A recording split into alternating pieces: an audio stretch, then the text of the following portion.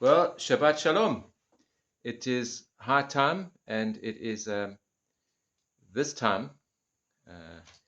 Uh, for many years, I have been teaching on biblical eschatology, and so for a number of years, haven't put it on hold, but there've been more urgent messages to speak, and now it is time to address a particular topic which I need to address quickly because it is time. That is the topic of the Antichrist. And I've entitled this message Antichrist Alert. And I'm very well aware that I've been told for many years by senior church leaders to keep quiet about end times and certainly make no predictions. And certainly when it comes to American presidents, there have been no shortage of I don't want to use the word accusations, but speculations over whether or not this may be the Antichrist. And so I am breaking all the rules, and I am shouting out an Antichrist alert. And this is based on the rise of President Trump. And before I get into it, before I get into the details, I just want to address two groups of people. There are those who are very pro-Israel in the evangelical church, who will immediately shut down when they hear me even hint at the possibility that Donald Trump might be the Antichrist. That's another. I'll get to that in a moment. But the Antichrist. So they'll just shut down immediately because he's doing so many good things which are good and right. And look, he's a friend of the church, and he goes to church, or he has prayer meetings, or he has and so the pro-Israel, certainly evangelical lobby of North America in particular, but certainly around the world, in South Africa too, very much so. Just recently, our own white farmers will be very much pro-Trump, and so they will be just immediately shut down and say, well, no, we don't want to hear anything negative about Trump because he's doing it. He's doing the right thing. He's doing a good thing, and so I'd ask you to just bear with me today. I want it to be short, but it's there's so much to be said biblically that it's probably not going to be short. So bear with me, listen to everything I have to say because it's critical for you, especially. It's critical. The other thing I wanted to say is that I am not engaged generally, and this certainly is not does not have anything to do with party politics. So it's not a case of I'm not looking at American politics and the elections and saying, well, the electorate was mistaken and they've chosen the wrong person, and Kamala Harris was a better pick, or someone else would have been a better pick, or the Republicans are on the wrong track and the Democrats are it, or anything like that. I'm not interested in party politics. In anyone who follows the God of the Bible and believes that the Bible is the revealed written word of God through human beings should understand by now that human politics is the arena of the enemy. And so the red dragon, or Hasatan, or the devil, whatever name you like best, the fallen angel has been given authority to rule on this earth. And so essentially human politics and the wranglings of countries, and certainly as we get closer to the end, these wranglings get worse and worse and further removed from God and from biblical principles. and the principles of the kingdom of heaven. And so this is not about party politics. It's not about that. It's not about who was the right candidate or not. Um, this is about what the Bible reveals about a person who is, we talk about the Antichrist. Essentially, the Antichrist is not necessarily a single person. Um, Scripture reveals a number of beasts. At the end, there are two prominent beasts, which are not a person. They are powers, world powers, systems, if you like. But essentially, history shows are empires. So essentially, the ruling world system, and it's not necessarily the whole world. It's the kind of Western world. There's a long story that I'm not going to get into today. This is specifically about the when Christians speak about the Antichrist or read about or hear the word Antichrist, they always think of a particular person, and the question is always who, or an individual person, not a particular person, an individual. And the question always is, who is it? Who could it be? And so it's wrong, it's not wrong, because essentially it can be multiple people. However, there is one person who is the figurehead of this world empire, which is in authority at the time of the end. And so it's not inappropriate to speak about the Antichrist as a particular person and to consider who it might be. And so what I've done is I've gone through relevant passages of Scripture and just pulled out some of the striking characteristics that are mentioned about this person. And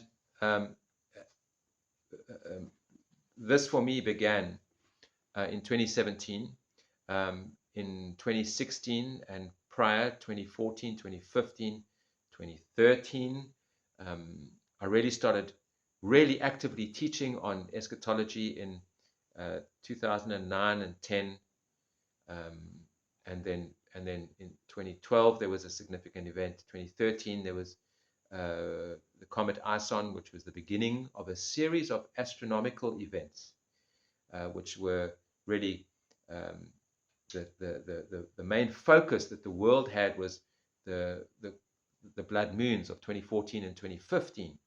And so I started a end times seminar in 2016, and I did a number of in 2016 and 2017 I did a number of seminars, and really the crux was 2017, because a sign in the stars in Revelation 12 happened in 2017, and it so happened that it was the inauguration of Donald Trump's first presidency in 2017. And so I speculated then, could this be? And the thing that stood out for me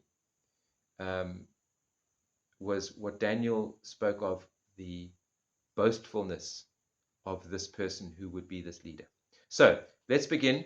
In 2017, we had a series of astronomical events which led up to, well, up until 2017, it was the whole series of astronomical events that led up to 2017. And then we had the inauguration of Donald Trump. He was 70 years, 7 months, and 7 days old when he was inaugurated. I didn't know this, but the inauguration is a 5-day event. And that event was from the 17th of January to the 21st of January, 2017. 17, 17, 21 is divisible by 7. So all these sevens, which is a significant number, which I always just point out because I don't know if they are necessarily significant. I do know that they are significant biblical numbers. And so I point them out just so you know that there's a whole lot of significance going on in the numbers. What it may mean, I don't speculate on that. Just that for me, it points to that this may be a year event, a person to take note of. And so I speculated then, could it be? And certainly he fits a lot of the characteristics. And then when he lost, I became quite adamant in my own personal belief that if he should come back, then for sure I would put my money on that he's the one. So he has come back, and so I thought it's now time, because not only has he come back, but he has come back seemingly much more appealing to the Christian and Israel populace. And so both the Christians and the Israelis, I would imagine, would be that much more willing to overlook the other things about him that they possibly don't like or might be irritated about. So I'm going to go through the scriptures. We are going to be in Daniel chapter 7, chapter 8, and chapter 11, and Revelation chapter 13. So if you want to read those chapters, 7, 8, 11, and Revelation chapter 13, these are chapters in the scriptures which give the most. There are bits and pieces that you can pick up through the other prophets, but these are that give the most explicit details about this person and this system that he will be the figurehead of. Okay, so in Daniel chapter 7, verse 7, we read, I'm going to read, I think I'll read 7 up until, from verse 7 up until 25. After that, in my vision at night, I looked, and there before me was a fourth beast, terrifying and frightening, very powerful. It had large iron teeth. It crushed and devoured its victims and trampled underfoot whoever was left. It was different from all the former beasts, and it had 10 horns. While I was thinking about the horns, there before me was another horn, a little one, which came up among them, and 3 of the first horns were uprooted before it. This horn had eyes like the eyes of a man, and a mouth that spoke boastfully as I looked. Thrones were set in place, and the Ancient of Days took his seat. His clothing was as white as snow. The hair of his head was white like wool. His throne was flaming fire, and his wheels were all ablaze. A river of fire was flowing, coming out from before him. Thousands upon thousands attended him. 10,000 times 10,000 stood before him. The court was seated, and the books were opened. Then I continued to watch, because of the boastful words that the horn was speaking. I kept looking until the beast was slain, and its body destroyed and thrown into the blazing fire. The other beasts had been stripped of their authority, but were allowed to live for a period of time. In my vision at night I looked, and there before me was one like a son of man, coming with the clouds of heaven. He approached the Ancient of Days and was led into his presence. He was given authority, glory, and sovereign power. All peoples, nations, and men of every language worshipped him. His dominion is an everlasting dominion that will not pass away, and his kingdom is one that will never be destroyed. I, Daniel, was troubled in spirit, and the visions that passed through my mind disturbed me. I approached one of those standing there, and I asked him the true meaning of all this. So he told me and gave me the interpretation of these things. The 4 great beasts are 4 kingdoms that will rise from the earth, but the saints of the Most High will receive the kingdom and will possess it forever. Yes, forever and ever. Then I wanted to know the true meaning of the 4th beast, which was different from all the others, and the most terrifying, with its iron teeth and bronze claws, the beast that crushed and devoured its victims and trampled underfoot whatever was left. I also wanted to know about the 10 horns on its head, and about the other horn that came up, before which 3 of them fell. The horn that looked more imposing than the others, and that had eyes and a mouth that spoke boastfully. As I watched, this horn was waging war against the saints and defeating them, until the Ancient of Days came and pronounced judgment in favor of the saints of the Most High. And the time came when they possessed the kingdom. He gave me this explanation. The 4th beast is a 4th kingdom that will appear on earth. It will be different from all other kingdoms, and will devour the whole earth, trampling it down and crushing it. The 10 horns are 10 kings who will come from this kingdom. After them, another king will arise, different from the earlier ones. He will subdue 3 kings. He will speak against the Most High and oppress his saints and try to change the set times and the laws. The saints will be handed over to him for a time, times, and half a time. So the first thing that comes out, that stands out for me, is that this beast, which is an empire, a world empire, which we know from the other visions of Daniel and what was fulfilled in history. So the Persian, the Babylonian Empire, the Medo-Persian Empire, the Greek Empire, the Roman Empire. This is now one of 4 other beasts that Daniel saw, and this 4th beast is different than the others.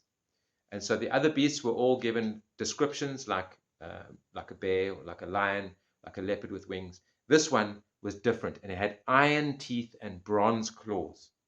And so it's different. That's the first thing that stands out for me. It's different. And then he speaks of the horn that rises up. And so, without going to the detail of the explanations, we know this from what we've seen in history and what the angel describes, and that is that the beast is the whole system. The head of the beast is our countries, and the horns are the physical leaders. So a person who is the leader, and that's why I said in the beginning that it is appropriate to speak of the Antichrist as a person, because he is the figurehead of this beast. He's the one who sits on the throne, as it were, or in the presidency, or is the ruler of the system. And so the beast has 10 horns. That means that there are 10 kings or 10 leaders. And there rises up from this beast another horn, which displaces 3 of those previous 10. And so in 2017, I speculated that could mean certainly Trump came on the scene as something different. He's not a career politician. He wasn't involved in politics before. And so compared to previous American presidents, he is something different. And not only was he something different, but he also, there was a movement called QAnon. And this QAnon movement believed that there was this mysterious figure who was referred to as Q, and Q put out breadcrumbs, which were hints as to what was happening, what he was doing, and folk who followed QAnon believed that Trump was possibly Q, and in his speeches he would give these hints that would. One of the well-known popular ones was the draining of the swamp. He was going to drain the swamp. And so this was interpreted to mean that he was going to do away with the liberal left and the Democrats and those who were globalist, who had globalist agendas and ambitions. And so he was the hero, because Q was the hero, and it was believed that Trump was Q, and so there was all of this. And so there was, I speculated at the time that it's the 3 horns that he displaced could possibly be interpreted to be it was Obama, Bush, and Clinton. Those were 3 previous presidents that preceded Trump, who were still very much still are very much in the power seats in establishing policy in American politics. And so certainly even now, though Biden now precedes Trump, it's still that trinity of power, if I can put it that way, who were behind the Biden administration. And so it's it's possible that this is how we can interpret the small horn rising up. It's different. It starts off small, which biblically speaking, the horn itself illustrates the size of the horn illustrates the power of the horn. And so we have this horn which begins small and gets bigger. We see this now very clearly in the second term, in which Trump himself admitted that in his first term, he didn't know anyone. He didn't know who to pick for his cabinet because he didn't really know anyone. He didn't know who was who and who was friendly, who was antagonistic, who he could trust, who he couldn't trust. He stated explicitly, now he knows everyone, and he's very certain about who to pick and what he's going to do. And so we see this very clear illustration of a small stature growing bigger in stature with his second term. So it's different. That's the first characteristic. The second characteristic is the horn and the displacement of horns and the growing of horns. Very, very interesting description that Daniel gives in his description of this beast and what its characteristics are. Then the one that really stood out for me in the first term and continues to stand out for me even more is this, that it's Daniel specifically uses the word boastful. We can understand the word arrogant. I think just about every world leader has a degree of arrogance. Generalizing, of course, I know there are some wonderfully humble world leaders, very rare, but there are. So this particular word that is used, this boastful, it's used. I'm not going to go to all of them, but chapter 7, verse 8, 11, and 20 is what we read. Chapter 8, I'm going to go to them. Chapter 8, verses 12 and 24. It says, chapter 8, verse 12, actually verse 11, chapter 8, verse 11 and 25. Where did I get 12? Seeing wrong. It set itself up to be as great as the prince of the host. That is reference to another horn. This is another vision of two other beasts, a goat and a ram and a goat, and he's describing the horns of these beasts and how they change. And so out of one of them came another horn, which started small and grew in power. There Daniel reveals that the size of the horn illustrates the strength and power of the individual. So it started small but grew in power. Verse 11, it set itself up to be as great as the prince of the host. So that is, again, illustrative of his boastfulness. He sets himself up to be great as the prince of hosts. Okay, which is angelic. In verse 25, I just read the wrong number again. Verse 25, he will cause deceit to prosper, and he will consider himself superior. Chapter 11, verse 33 and 35. Chapter 11, verse 36 and 37. Now, what's wrong with my eyes? I'm seeing the wrong things. Chapter 11, verse 36 and 37. Verse 36, it says, the king will do as he pleases. He will exalt and magnify himself above every god. Okay, that word God can be a reference to false gods, minor gods, any god. It can also be a reference to rulers, kings, authorities, judges. This is the word El in Hebrew.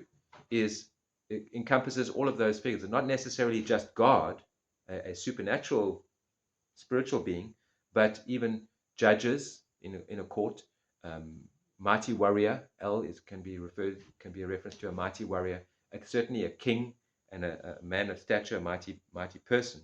And so he magnified. In other words, he magnifies himself above everyone. He's greater than everyone. Um, that was verse 36. Verse 37 says, he will show no regard for the gods of his fathers or for the one desired by a woman, nor will he regard any god, but will exalt himself above them all. So again, boastful. He is boastful. Um, I was just listening to his inauguration address, and in the very first line of his inauguration address, after he has welcomed all the significant um, guests at the inauguration, the very first line he says, "The golden age of America begins now." And you listen to the rest of his address, and there's no confusion about what that means. That now that he is in office and he's going to right all the wrongs, it is going to be the golden age of America.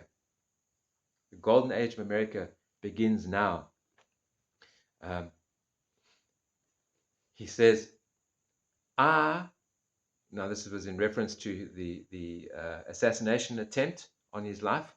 He says, I was saved by God to make America great again. So that's the famous acronym, MAGA. And so here he's saying that he was saved by God himself to make America great again. Many you might remember just recently when Prime Minister Netanyahu went to meet with him in America just in this last week. He made the statement, I deserve a Nobel Peace Prize, but it won't be given to me. But he deserves a Nobel Peace Prize. So there's no doubt, I don't think anyone would argue, Revelation chapter 13, verse 5, Revelation 13, have I got the right verse? Revelation 13, verse 5, it says, the beast was given a mouth to utter proud words and blasphemies, and to exercise his authority for 42 months. He opened his mouth to blaspheme God and to slander his name and his dwelling place. So he was given a mouth. This is now reference to the beast. So this is the whole beast, but he was given a mouth. In other words, the figurehead, the person who leads this beast, is the spokesperson, the mouthpiece, and he is boastful, and he blasphemes God. Now people would say, "Oh, but he's a friend of the church. He's a friend of God. He's not blaspheming God." Well, if he is not true, if he is not truly devoted to God, then whatever he ascribes to God for his own ends, for self-enrichment or self-glorification or for political favor, any of that kind of a thing is blasphemy. And so he speaks a lot about God, which has the Christians all thinking that he's saved and he's our hero. He made a statement in his inaugural address that we will not forget our God, and he really emphasized that our God quite powerfully. And so people would be, yes, hallelujah, we've got a president in office who is in favor. He's promoting Christianity. Well, we see the next characteristic of this leader is that he wars against the saints. Chapter 7, Daniel chapter 7. Daniel 7, verse 21 and 25.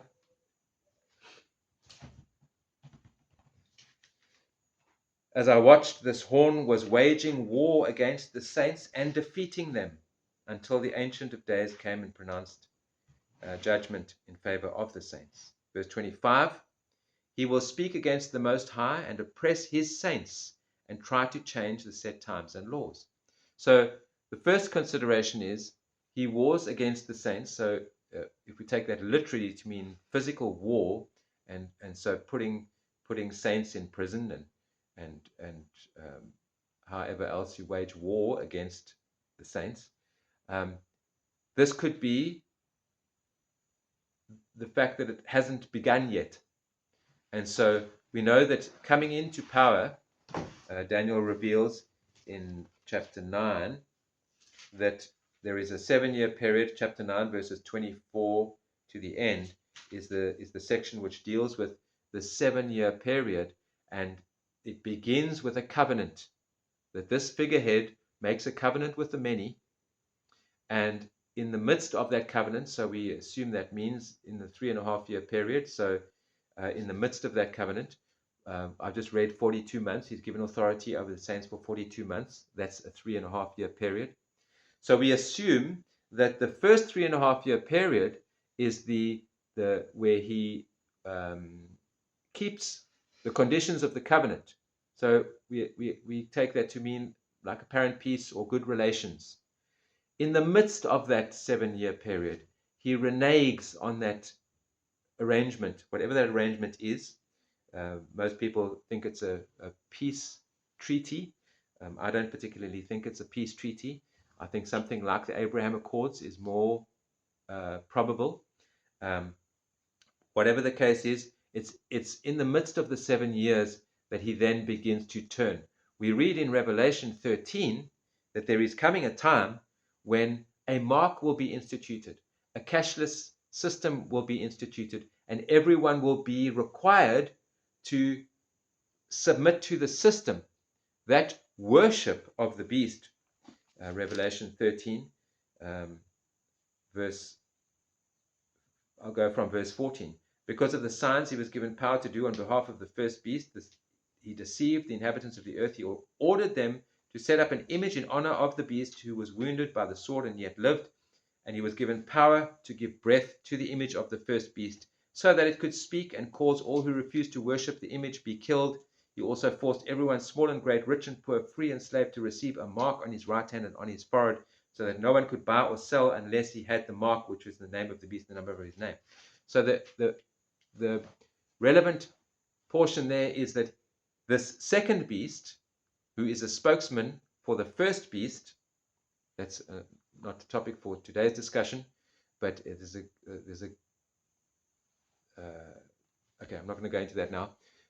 The point there, the significant point, is that he causes everyone to worship. That word worship means to bow down or prostrate oneself or show obeisance to an authority, to show it's a physical demonstration of submission to the authority of someone higher than yourself, over yourself. It doesn't mean just worshiping a god. And so people think that he's going to build a church and you go to the church so that you can worship this beast. That's not necessarily the case. That's not all that worship means. By submitting to a system enforced by this beast, that can be interpreted as being worship of the beast. Worship can be interpreted as worship because that's what it is. It's a physical demonstration of submission to that system. And so in order to submit to that system, to function in that system, you will need to receive this mark. And so the point is there that those who refuse will be persecuted, even killed. And so that is the point at which the saints, it's a 3.5-year period, which fits the description, it fits Daniel's description, it fits the timeline. And so that is the point at which the saints of God, I'm not going to say Christians, because I believe that the Christian church is part of the deception of the beast. He looks friendly and he's all embracing of all of the church, not the Roman Catholics, the hyper-charismatics, basically he's declared friendship of all religions. He's a religionless leader, is Donald Trump. And so he is carrying favor with everyone, not just Christians or any particular Christian group who think that they have the whole truth, and if you don't belong to their group. So the saints exist within all those groups. There are those who are true saints of God who will eventually, if they're not already awake and have come out of the deception, who will wake up. We're in a time of the greatest deception, and so this friendship, apparent friendship, is in fact part of the deception. And so we have my wife played a thing for me today in which we see this is evident, what I've just described about his friendship with all the various church groups. We see it not only in the church groups, but we see it in the whole spectrum of politics, and particularly the health services. And we're aware of this because of COVID and all the realities that emerged out of COVID and the deception that came out of COVID. And one of the big things with the Q movement, one of the big problems that they had was, if Trump is Q, why is he promoting the vaccines? Because one of the things about the QAnon movement was that they were seeing the lies in this whole pandemic issue. And so one of the great confusions was, and so the explanation was that, oh well, it's a ruse. He's just carrying favor with the medical fraternity, and actually he's gonna there's a turnaround and there's a sting in the tail, and he's gonna bring it all straight again. That never happened, and he's still not there. And so what we see now, everyone got very excited when he nominated JFK Jr. As RFK Jr., not JFK Jr., RFK Jr. We followed RFK for a long time because of our interest in the medical scene and the lies in big pharma, and specifically vaccines. And so initially we were very excited. Is this an indication of a turnaround? However, it turns out that the vice nominee to the nominee for the vice position underneath RFK is on the complete opposite, and the person who's to be the handler, as it were, of RFK is also on the opposite spectrum, part of the big pharma corrupt money laundering. I don't know if I'm allowed to say all of these things. So we see, literally before your eyes, we see in the nominations for these positions in government, we see this kind of playing both sides. And so it comes down to another one of the characteristics Daniel describes, and that is a master of intrigue. This person, this head, this leader, this Antichrist figure is a master of intrigue. So we have this war against the saints. That's the fourth characteristic. Just one more thing to mention there is at the time of Emperor Constantine, the church had always been persecuted and suffered and had been an underground movement. Constantine comes in and he legalizes Christianity. And at the time of Constantine, Christians and the church would have been overjoyed, overawed by the sudden great change in the status quo, and this great leader who has acknowledged them and legalized. And so what we subsequently find down the line is that it was a huge mistake. Constantine, quite arguably the single most greatest deception, corruption, door open for, when I say corruption, I mean corruption of biblical truth, and door open to the worst deceptions in biblical doctrine. And so that was not a good thing. When everything seems to be, when the world leader seems to be so on friendly and on the right track, we need to think again.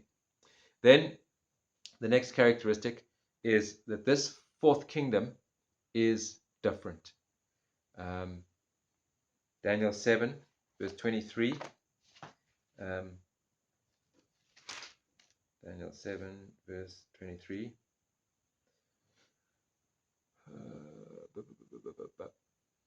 The fourth kingdom and the head of this kingdom. Both the kingdom itself, verse 7, that verse 8, verse 7. In verse 7, it says that this beast is different. Okay, he's the beast with the iron teeth and the bronze claws.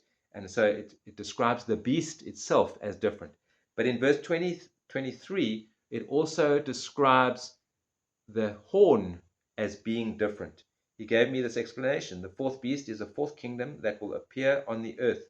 It will be different from all the other kingdoms and will devour the whole earth, trampling down and crushing it. It's verse 24. The 10 horns are 10 kings who will come from this kingdom. After them, another king will arise, different from the earlier ones. And so the empire is different, and the king is different. He is different. Just briefly, one of the ways in which he is different, there are 10 horns. These 10 horns sit on 7 heads. The heads represent the country. The heads we read about in Revelation 13, 1-4. One of those heads had a mortal wound as if it was to kill it, and yet it recovered from that mortal wound. I was not surprised when there was an assassination attempt on Trump. As the figurehead, there was an attempt, and he got a head wound, just a small minor one, but a head wound nonetheless. But it's specifically the beast who has the head wound. And one could say that America has a head wound because it is in trillions of dollars of debt. There's no way on earth it can ever extricate itself from this debt. And so we will see how certainly Trump has stated that it is the golden era of America. And so we expect to see somehow this fixing of and the not rebirth, but this recovery from imminent death. And so we see that the 10 horns, the 7 heads, we have this mortal wound.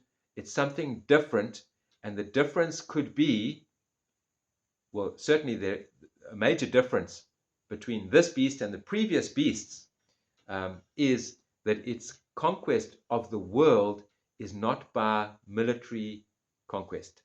It is military is one of them. It's not completely not military, but military is one of them. But it's financial and intrigue. So it's wranglings, and particularly financial, money. And so we see that these leaders are different in their certainly Daniel tells us that he doesn't worship the gods of his fathers, and he worships the god of money. Let's look at chapter 11, verse 38. Chapter 11.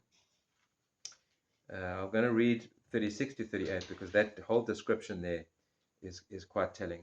The king will do as he pleases. He will exalt and magnify himself above every god, and will say unheard of things against the God of gods. He will be successful until the time of wrath is completed. For what has been determined must take place. He will show no regard for the gods of his fathers, or for the one desired by women, nor will he regard any god, but will exalt himself above them all. Instead of them, he will honor a god of fortresses, a god unknown to his fathers, and he will honor with gold and silver, with precious stones and costly gifts. And so he will honor a god of fortresses with great wealth. And so we know that money is power. And so we see described by Daniel that he throws a lot of money at the situation. Um, so, okay, I'm going to leave that there. I'm going to close the last 4 characteristics very briefly. Daniel chapter 8, verse 23, he says he is a stern-faced king. Daniel chapter 8, also verse 23, says that he's a master of intrigue. I've already touched on that a little bit. I found that description, stern-faced king, quite telling. If you watch any of, even when Trump is being frivolous, he still comes across with this very stern face. He's very serious. He is very stern faced, and so it's a small detail that is quite striking. It talks about Daniel 8 verse 24 that he is strong and that he will succeed. We just read it. He will succeed. He will be successful. That's chapter 11 verse 36. He will be successful until the time of wrath is completed. So he has been given success. And so he will be successful. And we see that in chapter 8, verse 24, 11, verse 36, I just read, and Revelation 13, verse 4 and 7. All indications that this leader will be successful.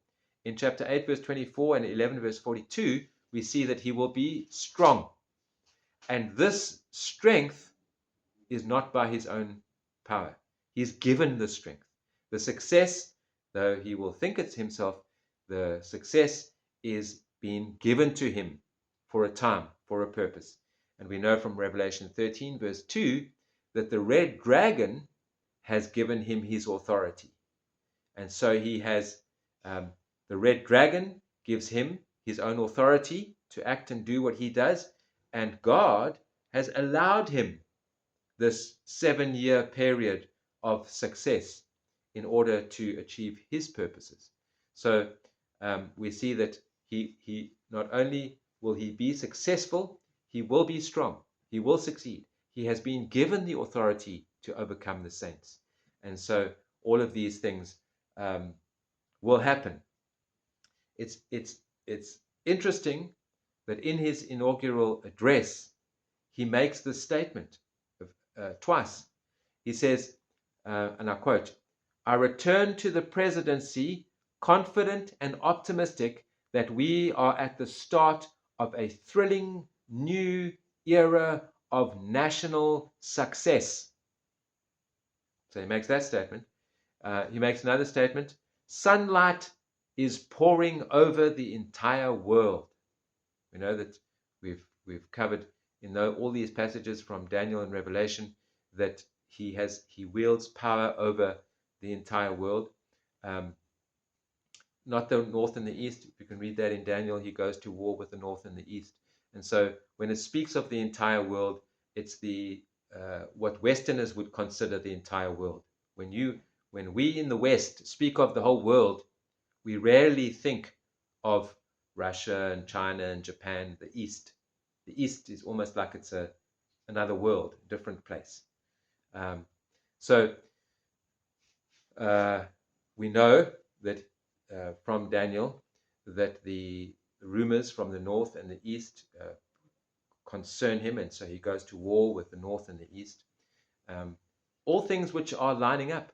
If we look at what's happening and what his policy decisions are now for the Middle East, we can see how easily this can lead to a conflict, a war with the powers of the north and the east. Iran, the focus is on Iran, but the allies of Iran are north and east, Russia and China, and so there's a very stark possibility of war with the north and the east. He also said, in everything this is now President Trump in his inaugural address, and I quote, "In everything we do, my administration, by a strong pursuit of excellence and unrelenting success." And so, Again, he emphasized that they will be successful. It is assured in Scripture that this person, whoever it is, who is that small horn, who is the figurehead on this final beast, will be successful. And so we can expect him to be successful in everything he does. The final statement that I wrote down in his inaugural address, just emphasizing this great boastfulness and the success and hope of America, is, in America, the impossible is what we do best. You might have heard the expression, God is the God of the impossible. And so in this quote, he is claiming that America, it was after a long explanation of the great achievements of Americans and the fortitude of Americans based on their history and pioneering spirit. And after he said they're going to plant the American flag on planet Mars and so on, he went on to say, in America, the impossible is what we do best. And so from what I see described in the scriptures of the characteristics of this person, what he will do and achieve, certainly President Trump embodies those characteristics. And that boastful mouth that is being given to this beast,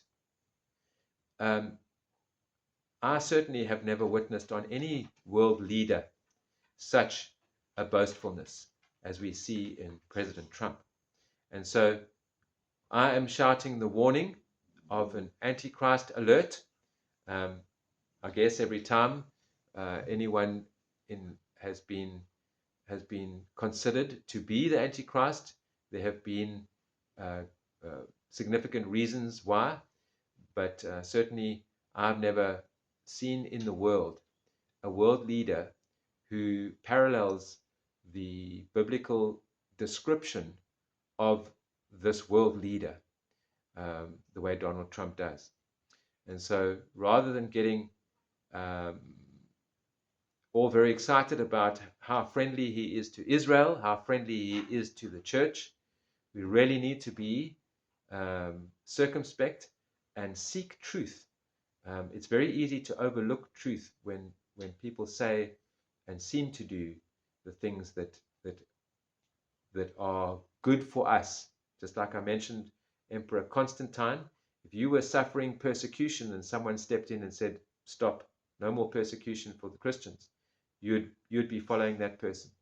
We're in a time in history when certainly our young Afrikaans farmers are going to be saying, I don't want to hear anything negative about Trump because I'm off to America and I'm off to the land of milk and honey. Okay, that's Israel, but you get my point. And so the temptation to overlook the truth is very real when our hardships and heartaches are promised to be put away with. So I hope that is a warning. I hope it is a sobering challenge to look at things much more carefully and certainly much more scripturally. Amen. Amen. Shabbat Shalom.